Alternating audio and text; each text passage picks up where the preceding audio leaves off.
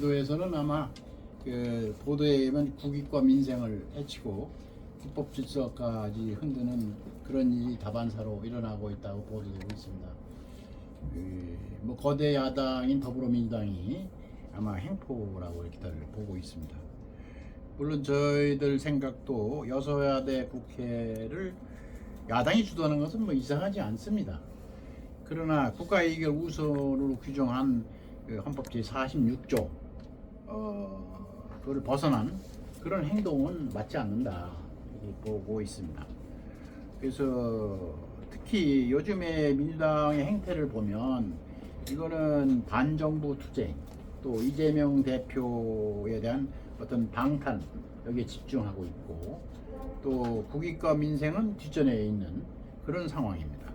그래서 오늘은 그 KJTV에서 아주 귀한 두 분을 모시고 여의도에서는 지금 무슨 일이 벌어지고 있는가 그거를 상세히 알아보는 그런 시간을 마련했습니다. 이 자리에는 김문수 대통령 소속 경제사회 노동위원회 위원장님 나오셨고요. 심지철 의원님께서 나오셨습니다. 어서 오십시오. 네, 고맙습니다. 우선 현안부터 이야기를 해보겠습니다. 야권의 그 거짓말, 또 도를 넘는 극언, 그걸 함부로 하고 있죠. 또 장애투쟁도 막 하고 있고, 또 일본을 방문한 윤석열 대통령을 극렬히 비난하는 그런 짓도 막 합니다. 박정희 대통령의 한일 협정 이후에 네. 최고의 결단이라고 저는 보고 있습니다. 우리 한일 관계가 계속 과거 78년 전에 네. 머물러 가지고 네. 발목이 잡혀서 미래로 네. 가고 있지 네. 못하는데 네. 이런 부분을 미래를 향해서 과거의 문제는 확실하게 해결하겠다. 네. 특히 징용공 문제 네. 이런 부분은 한일 협정에도 나와 있지만 그렇죠. 노무현 대통령 때도 그때 한일 협정 때 이후에 못 받았던 네. 그런 부분은 전부 노무현 대통령이 국고를 가지고 전부 다 신고를 받아서 정산을 다 해줬습니다. 네. 그래서 우리 정부에서 이미 노무현 대통령도 다 계산이 끝난 문제인데 네. 남은 문제가 있으면 국내에서 해결을 해야 되는데 네. 이걸 계속 일본 재판소에서 안 되니까 네. 한국에 와서 이제 김능환 대법관 이런 네. 데서 재판을 해가지고 이 국제적으로 굉장히 큰 문제가 네. 될 수밖에 없는 이런 상태에 이 발목이 잡혀서 한일 관계가 지소미아 파기 네. 그리고 주요한 부분에 대한 이 기술적인 교류도 지금 제대로 안 될 정도로 어려움이 많았는데 그렇죠. 이러한 부분에 대해 가지고 윤석열 대통령이 과감하게 결단을 내려서 네. 지금 북한의 핵 위협에도 대응하고 지소미아도 네. 복원하고 네. 기술 부분에서도 서로 협력할 수 있도록 그래요.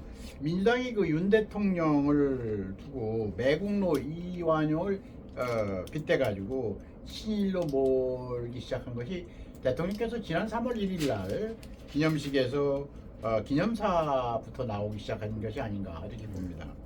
일본의 일각에서는 일본의 과거서 책임 언급이 당시에 전혀 없었다 대통령이 이래서 너무 저자세가 아니냐 이렇게 보는 시각도 없는 것은 아닙니다. 1965년 박정희 대통령이 한일 국교 정상회를 추진할 때 그때는 뭐 거의 뭐 100%라도 과반일 정도를 반대했었죠. 그렇죠. 네. 98년 네. DJ 정부 때 김대중 오부지 선언이 있었고 또 한일 문화 개방이 있었습니다. 일본 문화 개방. 그때 DJ 정부가 네. 그때는 대략의 여론이 80%가 반대하는 분위기였다고 이렇게 기억됩니다. 일본 문화 개방하면 우리가 또 다시 일본에 종속되는 게 아니라 문화적으로. 근데 이번에 이제 지금 윤석열 대통령의 좀 과감한 이런 결단, 이것은 제가 보기엔 한 60% 정도의 반대가 있는 것 같아요. 어떻게 보면 이제 65년도부터 쭉 우리가 지난날 돌이켜 보면은 그래도 이제 많이 극복돼 온 것이고 네네. 이것이 이제 제대로 이제 극복돼가는 과정이 아닌가. 일제 강제징용 해법을 내놨을 때 솔직히 말씀드려서 약간 걱정스러웠습니다. 근데 정부가 뭘 잘못했다는 뜻은 아닙니다. 근데 이제 다만 한국 대법원이 사법 자절에는 그러한 글로벌 스탠더드를 걷어차서 생긴 일이거든요, 이게. 그래서 일본 기업이 한국 대법원 결정을 무시해서 만약에 국제사법재판소로 간다. 그러면 저희한테 불리한 거 아닙니까? 네, 78년 전에 있었던 일, 그 징용 문제에 대해 가지고 일본 회사로서도 당시에 이제 미쓰비시라든지 그렇죠. 또 일본 제철 이런 데가 네. 세계적인 인류 회사 아닙니까? 그렇습니다. 예. 다 그 노무 대상을 가지고 있습니다. 네. 일본에서 재판할 때는 예. 그 회사에서 옛날 노무 대상에 누구를 임금을 줬는지, 네. 누구는 저축금을 돌려줬는지 안 네. 돌려줬는지 네. 뭐 이런 것 기록을 전부 다 제시하기 때문에 예, 그렇다고. 뭐 사실 예. 그 기록에 의해 가지고 음. 제대로 한다면은 이 승소하기가 어렵지 않겠습니까? 더구나 또 뭐 위자료를 내놔라 이런 건데 그런 부분에 대해서 이야기를 하자면 위자료를 그런 식으로 준다면은 우리 대한민국 국민들이 전부 다 네. 위자료 다 받아야죠. 그렇죠. 우리가 일본 식민지로서 네. 얼마나 정신적인 그렇습니다. 그 손해를 많이 봤습니까? 그러니까 그렇죠. 예. 그럼 다 줘라 뭐 이런 거는 세계 역사상 그런 판례도 없고 네. 그래서 여러 가지로 국제사법재판소에 가면은 이거는 사실 굉장히 우리가 이기기가 어려운 문제도 있지만 야당이 말이죠. 이렇게 물고 늘어지는 그 저희가 뭐가라고 생각하세요, 위원장님? 그러니까 이제 정치적으로 예. 죽창을 들고 예. 이 일본 사람을 찌르면 네. 쪽발이라고 하죠. 찌르면은 이 표가 방송 용어에 나옵니다. 좀 안 맞는데. 예. 예, 예. 그러니까 일본을 욕을 하면은 표가 나오고 예, 예. 이 일본을 두둔하는 것 같으면은 이건 친일파다. 이러면 표가 떨어지니까 아, 예, 맞습니다. 무조건 하여튼 이거를 울거 먹는 거죠. 예. 과거의 여러 가지 문제를 울거서 표를 구하겠다는 네. 이런 생각이지 딴 게 네. 없다. 왜 그럼 이게 반일 감정이 국민 전체적인 감정으로 많이 남아 있다는 거죠. 그렇죠. 이게 1번. 그다음에 두 번째로 그 역사 교과서 자체가 일본에 대해서 사실이 아닌 것까지도 과도한 민족주의 사관이라는 이름 아래 이 반일 네. 종족주의라고 하죠. 예, 그렇죠. 반일 종족주의적인 이런 역사 교육을 계속 시킨 거. 세 번째는 KBS를 비롯한 방송 언론인들이 이런 반미의 사상을 계속 확산을 해가지고 네. 전파하는 점. 예. 그리고 네 번째가 이제 정부에서도 네. 정치하는 사람이나 네. 공무원들도 네.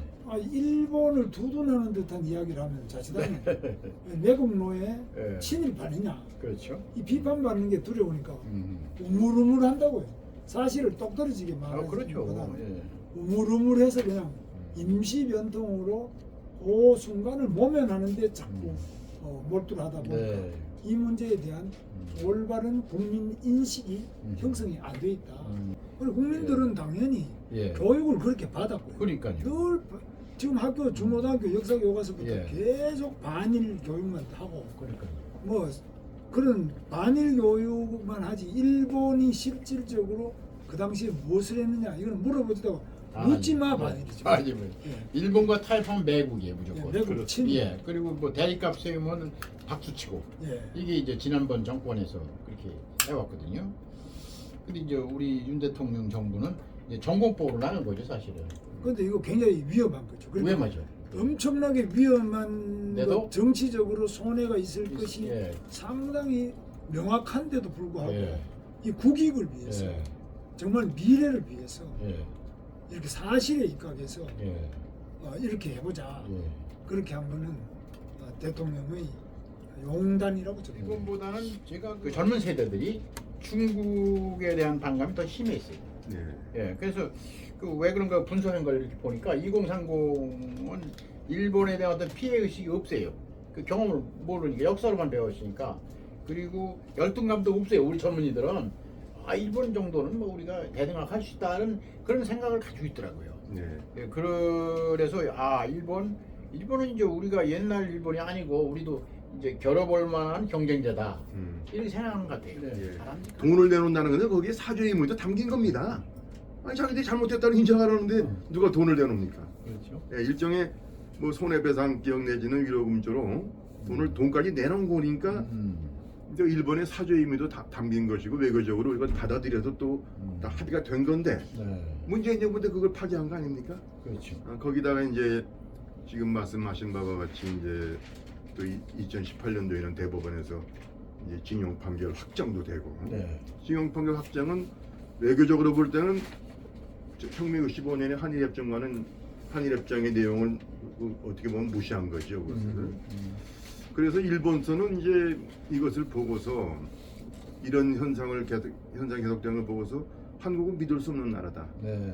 이제 이렇게 이제 아주 일본 정치권이 한국을 보게 된 것이고 그러면서 이제 그때부터는 오히려 일본이 한국에 대해서 뻣뻣하게 대하는 현상이 벌어졌습니다. 한국 정부 상대하지 않겠다. 네, 패싱과 그래서 어떤 전문가는 이 패싱과 배싱이 동시에 일어났다. 예. 오히려 일본이 한국을 치는. 예. 일본서는 일본 정치인이 자기 지역 유권자들이나 일본 국민들에게 한국을 공격하면 이제 인기를 얻는 상황이 됐답니다. 과거에는 지금까지는 우리 한국 국내에서 우리 한국 정치인들이 일본 비판하면 인기 얻었잖아요. 네. 지금도 뭐 그렇습니다만 네. 일본도 지금 그런 현상이 일어나고 있답니다. 오히려 이제 한국 저 믿을 수 없는 나라다 하면서 막 한국 공격하면 박수 친답니다. 그래서 지금 이제 한일 관계가 이렇게 지금 안팎으로 지금 양국에서 다 꼬이는 상황인데 네, 이런 상황 속에서 이제 지금 꼬인 것을 윤석열 대통령이 내가 나서지 않으면 안 되겠다는 이런 결단을 하신 것 같아요. 사실 그 지난번에도 보니까 장애투쟁에 이재명 대표가 직접 나왔어요. 그리고 그또 수족 같은 분들 있잖아요. 왜? 그 뭐 그분들을 의원들 그분들도 나왔고. 그래서 또 고전에는 이제 이상민 행정안전부 장관, 그 행안부 장관 또 이태원 참사 부실 대응으로 또 탄핵까지 했었습니다. 이분들은 뭐 탄핵을 입에 달고 살아요. 저 보니까. 근데 그리고 이제 지금 제가 듣기는 검수완박 2를 뭐 준비한다. 뭐 이렇게도 하고 있고. 아슬아슬한 표 차이로 정부는 이겼다. 탈취당했다. 네. 그러니까 이거는 인정할 수 없다. 네. 그러니까 자기들은 국회에서나마 네. 온갖 법을 통해서 대통령이 하는 일을 막아야 되겠다. 이것이 국민의 명령이고 역사의 명령이다. 아하. 이게 우리가 정의다. 네. 이런 확신에 차있습니다. 아.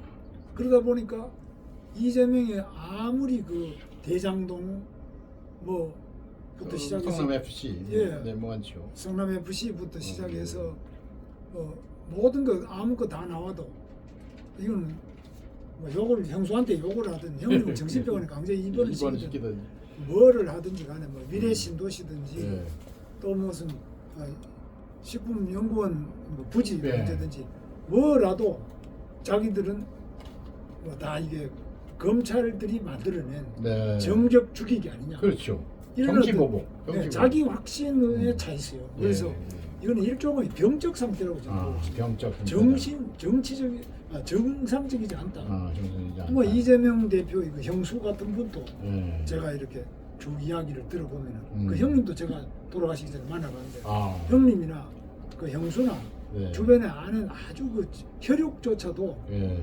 이거는 도대체 권력을 쥐니까 눈에 보이는 게 없는 거 아니냐 이런 이야기 할 정도로 지금은 더불어민주당이 정상 상태를 벗어났다. 예. 그래서 이것은 바로 권력에 취하고 국회의 절대 다수 의석에 취해가지고 아니 상식과 법의 기본과 또 정치인의 기본적인 그 양심에서 벗어나버린 이런 비정상 상태로 와 있다고 봅니다. 예. 이것은 한참 나가다 보면 자기들 스스로가 예. 자진해서 예.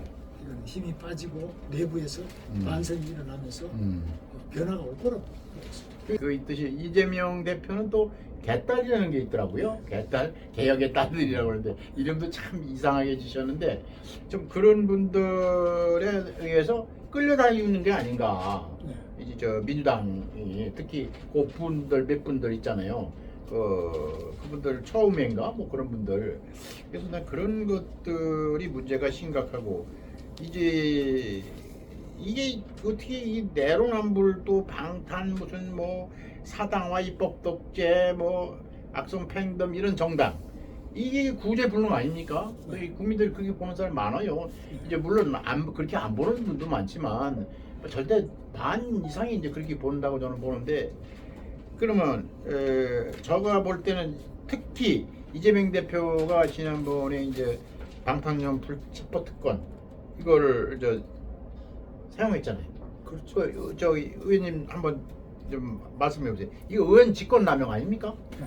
어떻게 생각하세요? 지금 윤석열 정부 들어와서 새로운 걸 들춰내서 지금 문제 삼은 게 아닙니다. 그렇죠. 전 예, 이미 문재인 정부 때 다 그렇죠. 문제가 됐던 거, 그렇죠. 이미 수사가 개시됐던 거, 예. 그걸 지금 이제 윤석열 정부가 지금 이제 마무리하는 뭐 예, 그런 예. 그런 사안인데 예. 마치 윤석열 정부가 없던 것을 막 조작해내서 일을 꾸민 것 같이 지금 그렇게 이제 몰아가면서 또 이거 이제 정치 탄압이다, 정치 보복이다 이런 말을 쓰고 있는데 그건 말이 안 되는 국민을 호도하는 것이죠. 근데 5년 만에 정권을 잃었단 말입니다. 그러면 지금쯤은 저희들 국민들 생각에는 반성을 좀 해야 될 거 아닌가. 그래서 사실은 나라를 운영하는 데서 정당 정치에서 제가 배운 거는 야당이 튼튼해야 돼요. 야당이 건전해야 되고 그래야 나라의 발전이 있고 수권 정당이 되는 건데 그걸 못 하고 있는 것 같아요. 의원님 그렇지 않습니까? 그 문장부터 대법원도 다 가지고 있죠. 예, 맞습니다. 헌법재판소도 다 가지고 있지 않습니까? 이번에 뭐 탄핵하는 보면 뭐 그렇습니다. 절대 다수니까. 예. 거기다가 방송 언론이 완전히 KBS부터 방송 언론을 다 쥐고 있지 않습니까? 예, 그렇습니다. 언론 노총. 예. 그리고 민노총, 한국노총 예, 그렇죠. 300만의 이 매달 돈 내는 조합원을 또 다 쥐고 있다. 그러니까 뭐 다른 뭐 환경연합이든지 참여연대를 빼더라도 예. 대중 조직과 방송 언론과 또 국회와 대법원부터 헌법재판소 모든 거를 다 쥐고 있으니까 대통령만 아차자 뭐 해서 맞아요. 뭐 1%도 안 되는 차이인데 그렇죠. 0.27. 이거는 그때 정말 뭔가 좀 국민들이 착각을 일으켰든지 아니면 윤석열이 자기는 이재명 사실도 아닌 걸 가지고 계속 예. 압박을 해서 그렇다 아. 이런 식으로 경강부회를 하면서 음. 정신을 못 차리고 있는 겁니다. 그래서 이거는 제가 볼 때 쉽게 정신 차리기 어려운 구조가 돼 있다. 그렇게 좀 보고 있습니다. 이 말씀 나온 김에 그러면 이 엊그제 헌법재판소가요. 그 민주당이 강행 처리한 검수완박 예. 그거에 대해서 검찰 수사권 완전 박탈인데 그 법률은 무효가 아니다라고 결정을 했죠. 예. 그러니까 과정의 민주적인 가치 이걸 완전히 무시해 버린 거예요. 그렇습니다. 그거 어떻게 생각하십니까? 국회의원의 심리와 표결의 그 권한을 훼손했다. 그러니 인정했다고 보니까. 예. 예, 그럼에도 불구하고 법 자체의 내용은 위헌적이라 할 수가 없다. 그 국회 자체의 그 자율성, 또 형성적인 이런 기능, 네. 뭐 그런 표현을 썼다고 보네요. 예. 거기에 볼 때 법 자체 내용은 위헌으로 인정하지 않겠다. 근데 이것은 대단히 위험한 발상이고 또 헌재의 기능을 포기한 겁니다. 왜냐하면 헌재는 대법원과는 다른 기관입니다. 네. 대법원은 그냥 사법기관이지만 헌법재판소는 정치적 사법기관입니다. 왜냐하면 헌재가 탄생하게 된 배경은 국회라는 것이 입법 기능을 하지만은 정파적인 이런 기관이란 말이에요. 네. 다수당이 얼마든지 그 입법 독재를 할 수 있고 횡포를 부릴 수 있는 곳입니다. 그걸 견제하기 위한 기관이 헌법재판소입니다. 그렇죠. 예. 그래서 절차적인 문제를 지적해 놓고도 다수당 횡포인 걸 알면서도 법 내용은 위헌이 아니다. 이것은 자유민주주의 법관에 전혀 배치되는 것입니다. 이 자유민주주의에서 가장 중요시하는 것은 이런 행정 조치나 무슨 법의 이런 내용이나 재판의 내용 못지않게 절차적 정당성을 중시하는 겁니다. 우리 김문수 위원장님 경선을 지금 맡고 계십니다만은 해고미화 소송 가면은 해고 당할 만한 마땅한 사람이라 하더라도 오호. 해고의 절차 제도를 안 지키면은 그렇죠. 그걸로 해고 무효됩니다. 그렇죠. 예, 맞습니다. 절차가 중요한 겁니다. 독수독과의 원리가 있어요. 예, 그렇습니다. 예.